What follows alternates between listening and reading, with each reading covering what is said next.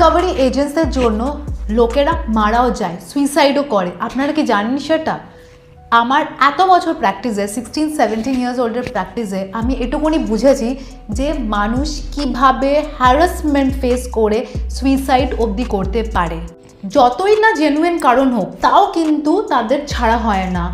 ব্যাংকের পলিসির আগেনস্টে গিয়ে কিন্তু রিকভারি এজেন্টসরা এরকম কাজ করে।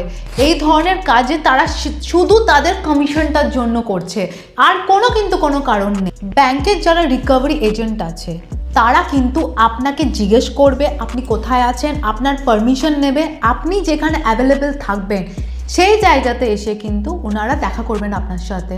এরকম না যেখানে খুশি পারে আপনার সাথে দেখা করতে চলে আসলো, আপনার পারমিশন নিয়ে জিজ্ঞেস করে আপনার অ্যাভেলেবিলিটি দেখে কিন্তু আপনার সাথে দেখা করতে আসবে। এমন না তারা হঠাৎ করে ধরো ঢুকে গিয়ে আপনাকে বলতে আরম্ভ করলো পয়সা দিন, যেটা বাকি আছে সেটা দিতে শুরু করুন, আর এমন একটা মহল ক্রিয়েট করলো যেখানে আপনি হ্যারাসড হয়ে গেলেন। আর ইম্পসিবল কথা, যেরকম এক্ষুনি পয়সা দিতে হবে, বের করুন পকেট থেকে, যান কোথা থেকে নিয়ে আসুন, আমি কিছু জিনিস শুনতে চাই না, এই ধরনের কিন্তু বক্তব্য তারা রাখতে পারেন।